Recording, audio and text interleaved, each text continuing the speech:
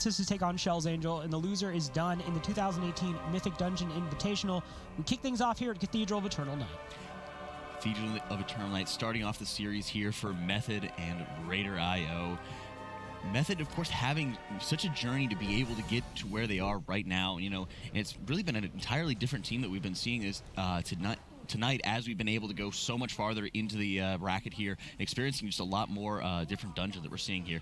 Both sides going into Dual Zac, having to fight away with the mini-boss here. And you are, of course, seeing Imba and I believe Asmonbald are both moving ahead here and going to start working onto that skip. Yeah, the healers is doing their own thing while the rest of the group just deals with most of those starter packs. And this is really where DKs really shine as well. Some tanks, like DKs have a lot of really good things about them, but one of the strongest parts is definitely their self-sustain. They don't particularly need a healer, and really for most of these dungeons, well, we're seeing that from Raider.io, but the tank having a little bit of issues, but again, no healer, and he just goes back up to full HP, right?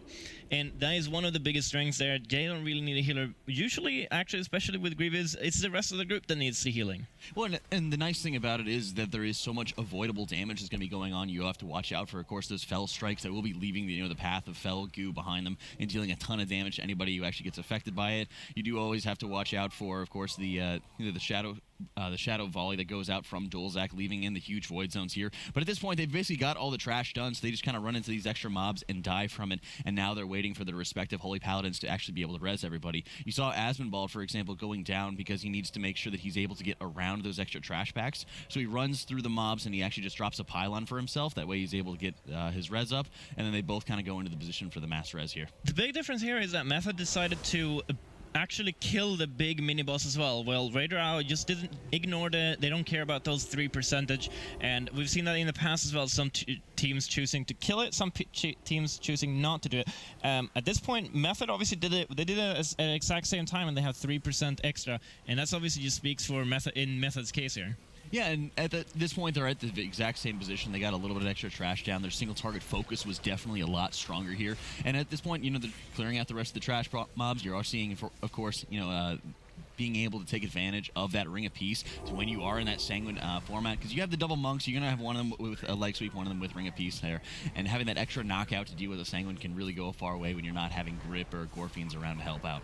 Yeah, and it's going to be coming down a little bit here as well, and especially that Ring of Peace is going to be so useful here on these ads that are trying to run into you. And I'm not sure if Jinja is running with that Ring of Peace. I'm not sure if we've seen it yet, but he might be running leg sweep instead, just because they want to have one of those. It's very useful. It's the best AoE stun there. Actually, we see the Ring of Peace come out there just because of those lashes that are going to come to you slowly and then explode. You just don't have to deal with it. Everyone stacks in the Ring of Peace and you just AoE cleave it passively. Yeah, and when you already have, for example, Frank to be able to have his Chaos Nova there on the side of Method, you already have that group-wide stun.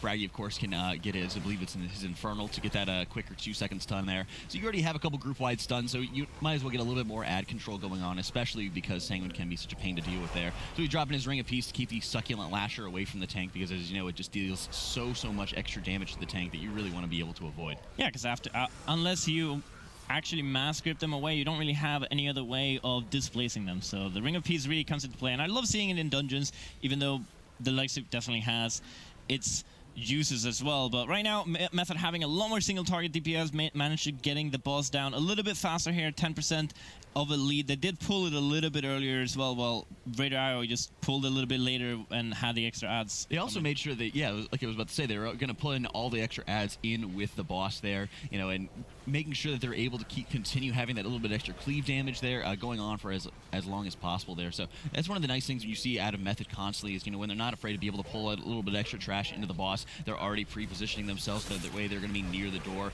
and immediately start running on to the next objective there. And it's always important to note, this is going to be the start of their first checkpoint, and one of the things is after this point, they're all going to be rezzing there. Before, one of the risky things about this is if they messed up any of those pulls, if either team messed up those pulls, they're starting right back at the start of the instance there. I was just about to say, we're going to have to see here. They don't have a rogue. Neither of the teams have a rogue here, so they're going to be at the mercy of the patrol here. And because they started the pack at the same time, really the lead Method had there, it was just negated completely by that patrol having to wait for those to separate, and Raider.io just being neck and neck here, right even with killing that boss, as we can see on the screen, like 12 seconds later. Yeah, but it's going to be a razor-thin lead there, if any. And at this point, they're making sure they're going to get all of the mobs in together. A lot of times you'll see there will not be the Gore Fiends for these imps that are coming up right here. Instead, they're going to kind of save it for the larger pull that'll be right before Thrashbite here. I might be looking to see them pulling everything into that mini-boss there to be able to get as much damage out as possible. So you're going to be looking to have a lot more stress on the healer if you're going to go into Fortified Sanguine Grievous there, of making sure not only that you're going to be able to get all these mobs down, keeping the mini-boss out of the Sanguine format, but also that your healer is going to be able to heal through a lot of the extra I-beam damage that's going to be coming out. Yep, Method doing exactly the pull you were talking about. Radar Io instead going up a little bit on the stairs while killing those imps and pulling them down as well. Radar Io have a death as well. I'm not quite sure. I don't think that was intentional, but standing is still around right now, so we're waiting a little bit for that. Method now having to deal with his Sanguine. This is a really big issue that we've seen other teams struggle with. We see the Ring of Peace actually coming down there as well, not knocking anything up, but these Worm Tongues doesn't really always want to move.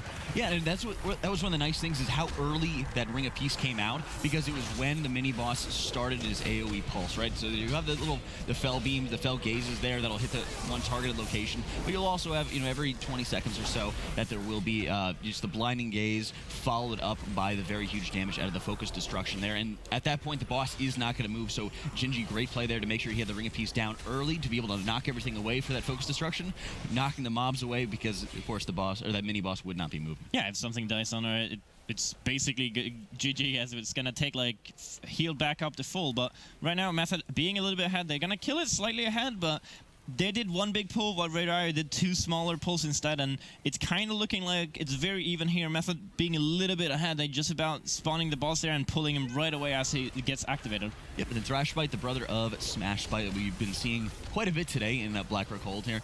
So instead of course, having any of the, having, of course, his shout or whatever it is to knock you back and push you back like Smashbite does, Thrashbite just hits the ground, deals quite a bit of damage, and then of course there will be that brotherly charge that will be going on. In order to actually intercept that and block that, you need to either have some sort of immunity, you don't have like a blade dance or something like that, or of course Blessing of Protection. But again, to keep in mind, it cannot be intercepted, so you're just having the Paladin there. When it's targeting him, he can use his Divine Shield, but if it targeted somebody else, he would not be able to Divine Shield and catch it for somebody else there. Otherwise, if you have none of those available to you, you're going to be using the bookshelves to be able to intercept them, which spawn a couple of arcane books that will have a number of different abilities, some mind control, some slows that can really be a pain to deal with. Yeah, I really prefer seeing them not having to deal with the books at all, not dealing with the bookcases, and just staying in the middle of the room instead. They know not only does those ad-6 spawn there right after he does that big AoE that you have to run out from, and if you get slowed, you're going to lose a lot of time, and you just optimize the uptime here, being able to kill the boss ASAP.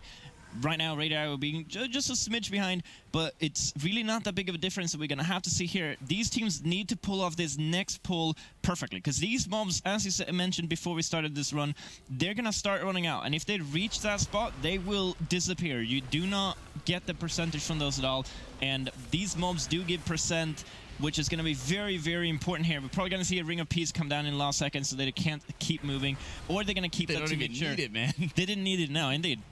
But they could also keep it, so Sanguine can also be very problematic here if it spawns early on some of the mobs. Yeah, and you saw they just took a little bit of extra time to make sure they had all the CDs that they needed, make sure that they're going to be in that position to be able to catch everything, because at that point, if they do choose to, for example, or they do lose out on some of those mobs, then there's very little areas where they're going to make up the trash percentage without having to make a lot of time backtracking here. You are seeing Radar IO already moving up the stairs, already clearing out that trash pull, pulling everything in with the mini-boss here. They are having to deal with the Enforcers, which, like I said, don't really give any trash percentage, and they're extra damage that needs to be cleaved down. We are seeing the exact same pull here coming out of Method. They've got to be able to cleave down this mini-boss very rapidly and dealing with the stacking poisons that are going to go out onto the tank. And if you're doing such a big pull already, it doesn't matter if you have two more extra mobs, even if they don't really give a percentage, but we're seeing the Sanguine coming out a little bit here. Positioning is going to be very important here for people, so because she will teleport to a player, stand behind them, and do a frontal cleave attack that you need to avoid.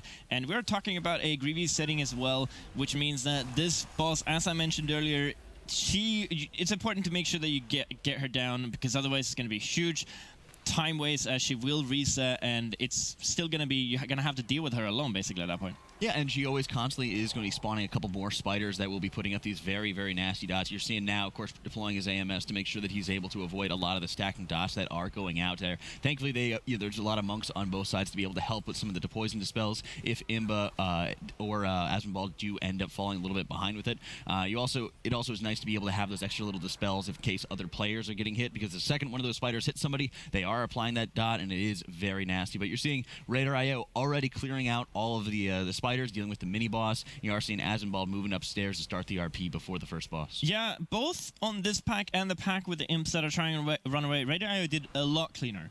A lot faster, a lot cleaner, just done with it a lot faster. Has gained all the ground here and now, are by far definitely ahead of Method right now. They have used their Bloodlust, or they have it on cooldown still though, while Method still has it available for these bosses later on. So obviously if you're watching as well, if you're 95 and 96% trash, these are going to be going back to 100% because between these two bosses they're going to spawn a few of these bat wings that you have to just kill off. I remember that there's something with wings in their name, and they're bats, so...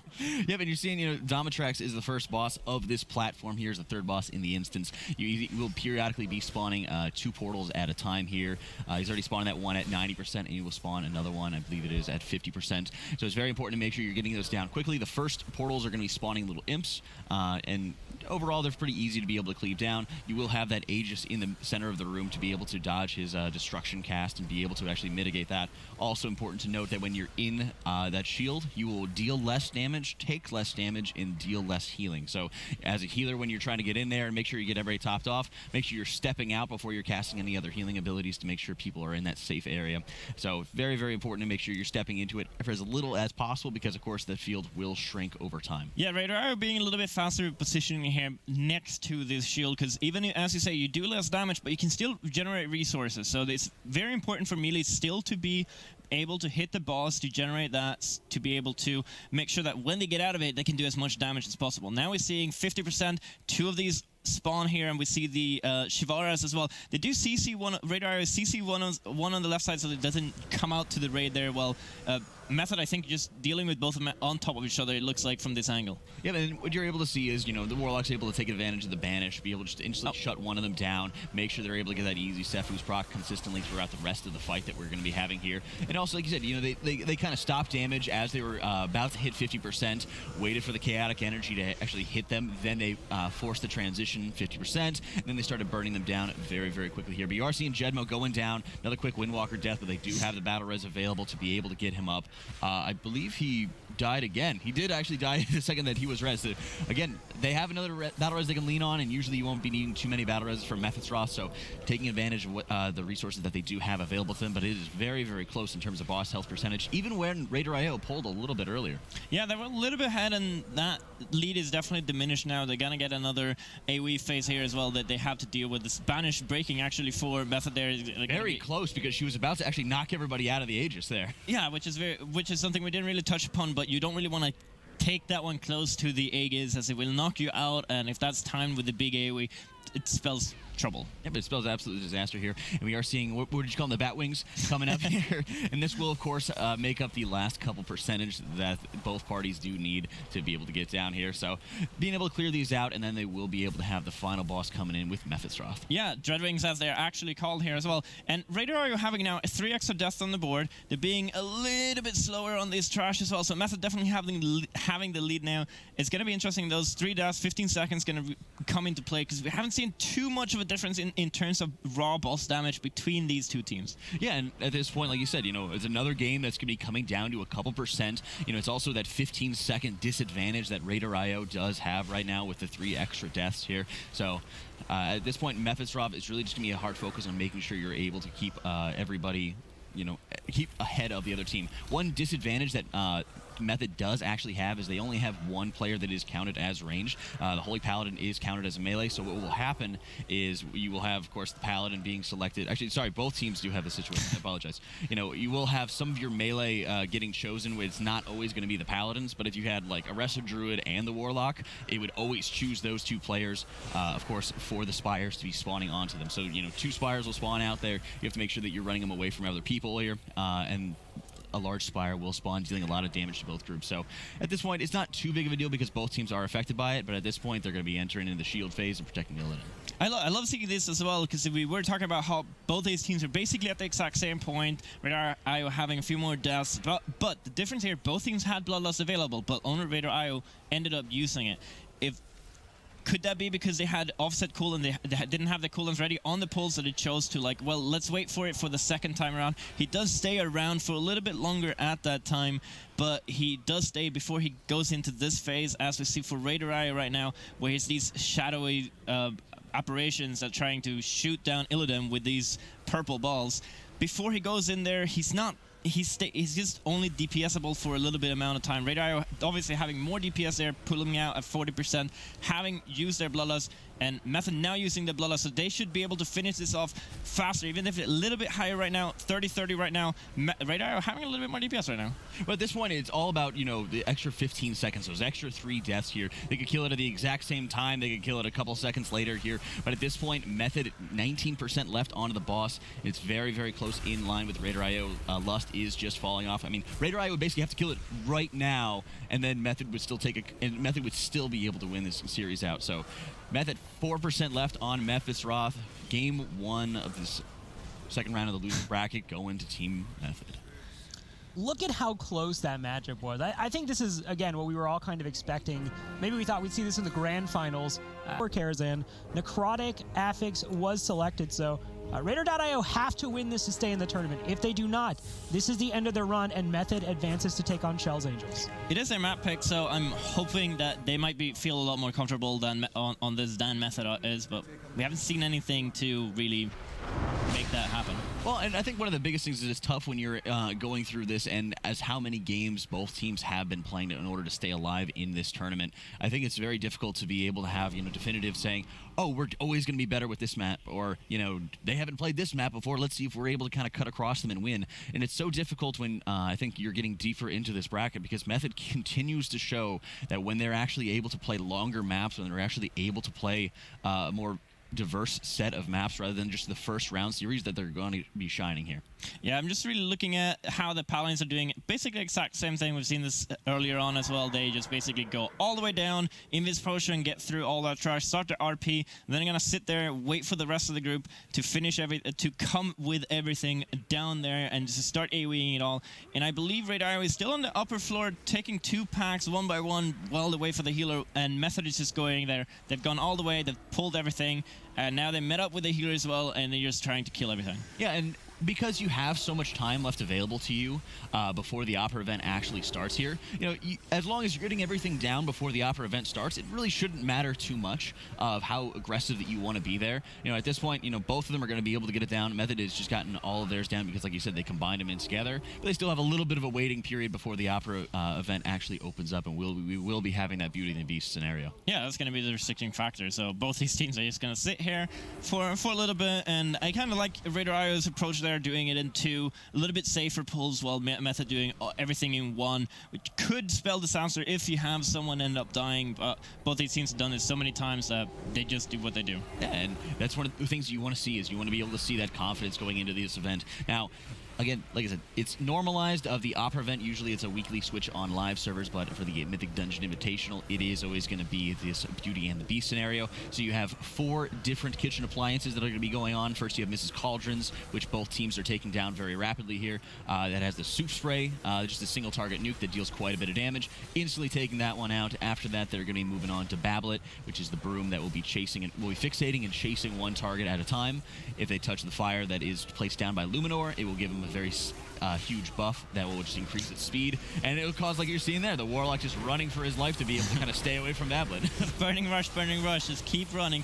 But yeah, a Method having a little bit faster DPS there, being able to kill that mini-boss a little bit faster than Radar IO, having to move a little bit too much. I think because it was fixating on the Warlock, he wasn't able to do as much damage at all, so that might have been a little bit part of it as well. Now they're going on to Lumiere, and we see both of these rooms basically being filled with fire. We saw a team earlier choosing to kill him first and not have to deal with all this fire, but if you step out of it, you interrupt the heat wave that he does every now and then you should be relatively fine not having to deal with him early on. Yeah, and that's usually just kind of the different scenarios that you're kind of seeing there. Is, there's always the trade-offs of saying, oh, we will have a lot more fire and a lot more area denial going to be around in our room if we choose to, leave him up. But if we choose to be killing him first, then we have to be spending a lot more time focusing on kicks for Mrs. Cauldrons. We have to spend a lot more time for our Warlock, for our other DPSers to actually kite out Bablet here. So there's always going to be those big disadvantages. There's always going to be, the trade-offs that you're going to get with that. But I like that both of them are taking down Cauldrons because it does definitely take a lot of stress off of the team in the process. As a Warlock, there's no reason to turn off your Burning Rush. Just keep it on at all times. Trust your healer to keep you alive,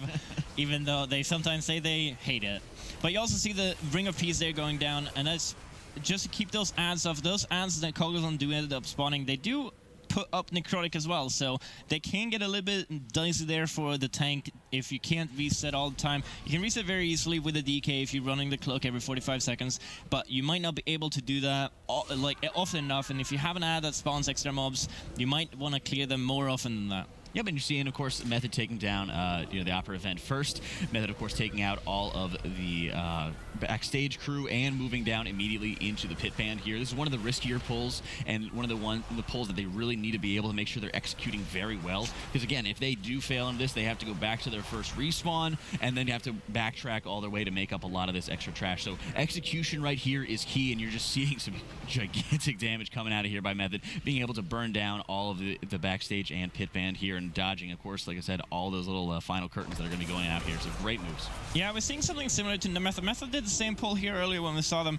and they're having a little bit of trouble finishing them all off, while Raider IO does a lot cleaner, like with them all stacked up, they all get gripped up in, and then the tanks start kiting right away. You just completely ignore that Necrotic, just have a Death and Decay, have Threat on them, and then you can kind of ignore that. So I think Raider IO is doing trash a little bit better than Method here, and in the previous match as well. But now you're dealing with these Ushers as well. These are not able to be slowed, they're not able to be stunned. They do sometimes pause when they cast that flashlight, and that's going to be a very important mechanic to deal with. Yeah, and at this point, Method definitely needs to make up for that lost ground, like you said, because Raider IO has been performing just a little bit better with them than Method has on Trash. So at this point, they're pulling in all those extra Ushers to be able to deal with them. They're getting everything in together, blocking it out with that Ring of Peace, having Darkness go down to help avoid a lot of the flashlights, like you were mentioning, to be able to dodge so much extra damage here. So really good moves there, taking out a lot of the Ushers, being able to clear all of them out with the Trash, but they're still just a little bit behind here as Raider IO is just moving on and getting themselves ready to deal with the Maiden's Room and all the extra trash that comes with it. Yep, we see this guy's Stealth Potion. The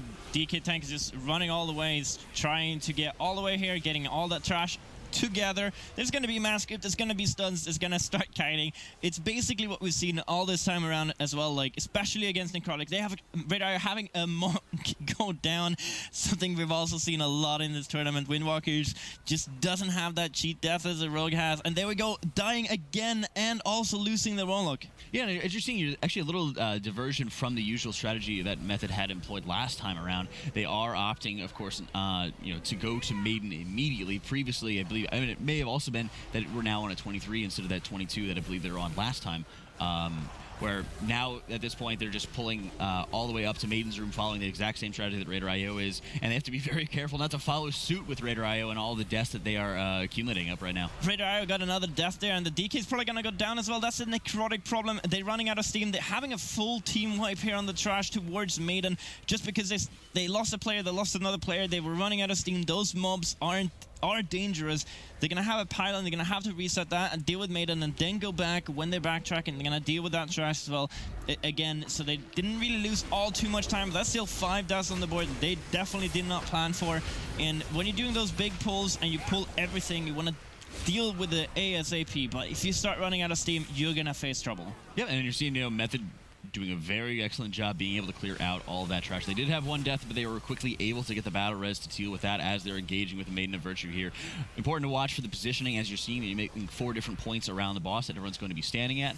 Maiden of Virtue will, of course, cast that single target nuke that will be going out onto one player, but can also chain off to other players if they're standing nearby. So it's very important to have a couple yards distance, about 3 or 4 yards between every other person, just to make sure, because the first hit isn't going to deal too much damage to the primary target, but anytime that it's going to be chaining to somebody else, it will be dealing huge damage and might be threatening that one shot.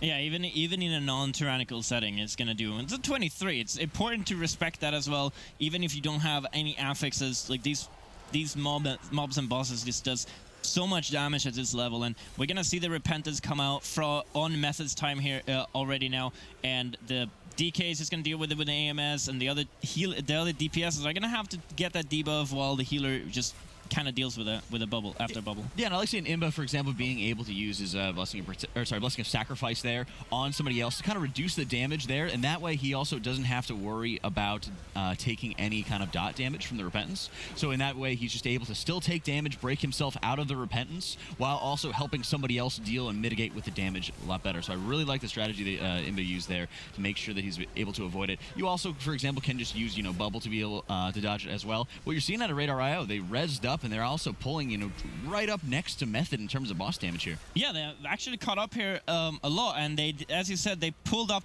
Actually, this is a huge problem. We're a little bit slower behind, and they're gonna have the DK almost dying here with Necrotic. We'll see if he ends up dying. He goes down as well. The Repentance is just about to come out there. So the boss was shielded. They couldn't actually finish the boss off. That was insanely close, just timing for them there. Yeah, and at that point, basically the Repentance went out. Everybody was, was taking the damage to be able to break out of it. But then when you're having the tank going down, it might have been some issue with the necrotic stacks there, and you still have to add that little bit of extra damage to break through the shield before you just get the entire group destroyed. So it was getting really tight there, and they're also going to have to spend a lot more time at getting the res out on Lapon onto Raider IO's tank. Or yeah, it is. Yeah, I believe. Sorry, I'm messing up names up. But again, they do have to make up quite a bit more space to be able to kind of get back into position, start getting back into this, as Method is already getting themselves ready to be able to pull Morose. Yep, they're doing this whole all the dinner guest singer inside the room, and it's after the mass grip, the DK just started moving about. There's no reason to have those small ads hit you at all. After they're stunned, slowed, they just start moving away. Just having these blueberries, arcane wardens start hitting you, because they are gonna start doing a lot of damage. They're gonna get that necrotic up, and you're not gonna have a very hard time getting rid of those outside of that one AMS you have this one combat. Yeah, and that was one of the things that I believe was actually sinking Raider IO the last time that they were having to deal with Morose's room, was also just having to deal with a lot of these blueberries and actually getting away from them, dealing with necrotic stacks properly, right? At this point, a lot of it would be on just avoiding that damage and that kind of slow tick down in health that you will have when you start getting unhealable, kind of as now is at the moment, where you're just not able to get any kind of healing on you until you end up breaking out of combat here. Yeah, and Raider actually looks like they're having a lot of issues with this necrotic affix in general, and almost having a little bit of that case as well. But now we're going into Method, going into Morose. They choose to not CC Dorothea and Crispin, just trying to make sure that they kill those earlier, killed those off first, as the other two that are left alive doesn't really do much. One throws a sword out at a ranged player that you can just kind of avoid, and the other one just kind of whirlwinds and follows a ranged player, or he jumps to a player and then follows him with a whirlwind, so that they are just gonna, when Morose is gonna release them, they're just gonna off-tank them. Yeah, and at this point, you are having Imba, dealing with a lot of the Garrotes there. Holy Paladins are just so powerful to be able to deal with Morose. Like I said, Morose is always going to put out those Garrotes, and the first priority is going to be on the healers. You're seeing it being applied to Imba at this point in time, and in about 20 or 30 seconds, you will see him try to apply another one. What the healer is able to do, you're able to rotate between Divine Shield and between Blessing of Protection to be able to first remove the Garrote stack that you applied, and just before he applies another one, he will try to apply it again. Then when you have this immunity up, you'll be unable to actually apply it to you and effectively negating it. So you're seeing, again, Blessing of Protection goes up. That's going to be the fourth Garrote that's supposed to be going out. And at this point, nobody for Method has to deal with it, and you're going to be seeing Raider IO trying to employ the same tactics. Yeah, just making sure that you don't take as much damage as possible. You want to try to limit that. You want to be able to have that healer be able to do DPS as well in whatever manner you're able to, and the less damage, the less healing you have to deal with, the more damage you can do. And they have another 20% to go on Morose here. The other ads, as I was talking before, they just kind of walk around. They have to dodge the whirlwind here after he leapt away on someone, and you just have the Warlock stand out there and just bait those fairy axes or swords, maybe? It's some of the blades that are coming out. I believe it's an axe. Yeah, but it's a big battle axe that it will be thrown out there. So you're having your Holy Pally sitting out. You're having your Warlock sitting out once those two guys come out. And at this point, they're ready to start going on to some of the extra trash that's going to be going out here, and then start moving on towards Adaman's room here. So sizable advantage here for Method, as Raider IO is just starting off with Morose. Yeah, it's about 60% there for Raider Io. It's going to get to that point where his CC dinner guests are going to go off. You really just don't want to have them. As I mentioned before, you're not going to kill them off, but it's important to keep them at a distance, because if those dinner guests are close to dinner guests that you are dealing with right now, their casts and damage is increased. So the big part there is with Crispin, who does the frontal AoE attack with the Willbreaker, is going to be so fast that you cannot really react to it. So it's important to keep them off for a little bit, and then they come join at 60%. And now we're going to see Method here. Are they going to do big pull with the boss as well? They are, but they're probably gonna reset the boss just to make sure that all the trash starts running over to them right now. At the minute, just running out of the room here. He's gonna reset all the trash. However, is being kept at bay with that Ring of Peace just for a few more seconds. And now they're going to start AoEing this with the Fairy Brands. Yeah, at this point, a lot of it is going to be the Burning Brands, making sure everyone's going to be staying spread out as best as they can, and also dodging all of the rushes that are coming out from those horses. And yeah, at this point, it's a very nice tactic to be able to get everything in together. Frank dropped down to 2%, and then getting topped off, then going instantly down. So they do have the opportunity to get res out on him, but they're almost done with the rest of this trash here. So at this point, now just needs to make sure that he's continuing to kite, being able to drop his necrotic stacks like he did just there. Gingy's going down, but again, most of the trash is done for, so it won't be too bad to be able to get them both to run back, get the reses out, and then all they have to deal with is going to be Morose all by itself. And it does look like they need a couple extra % after this boss is over. Yeah, a very common strategy as well is that you finish off the boss, and then you kind of just go upstairs, pull whatever, everything you see him, and just destroy it all until you finish the dungeon, basically, when you reach 100%. So we're going to see is Raider Io, they didn't do that kitchen strat either and jump down, but they're going to do exactly the same thing as Method. They pull the boss, therefore engaging all the trash. They just come to them and they wait for everything to get stacked up with that Ring of Peace, having a few people almost going down there as well. And Method had Frank just straight up dying there, so Raider Io having 2 Windwalkers. We're going to see if they actually survive here as well. Yeah, and this is the big point of, going from 22 to 23 when you're scaling up these dungeons a little bit more, what you're going to be able to get away with. And you're seeing it does make quite a bit of difference when you're going in saying, we're going to play aggressive, we're going to drop right down into the kitchen there, we're going to be able to deal with everything right now. And it really shows when you're able to say, okay, we're going to adjust our strategy just a little bit, deal with this, and be able to get Adamant down separately than the rest of the group here. Yeah, it's also important to note here, Raider Io took a slightly different path with the trash, so they are actually at 100%, so they need to finish Midnight off and then they're done. Meanwhile, Method has to finish off Atman and then Midnight, or just as obviously Raider Io has to do, but then they have to go upstairs and deal with trash as well. So we're coming down to a very close finish here between those teams, these two teams as well. However, we have 4 more deaths in Raider Io's corner, and I think that's going to be a deciding factor once again. Well, at this point, Method's already killed Adam in there at 30% and falling fast for Midnight at this point.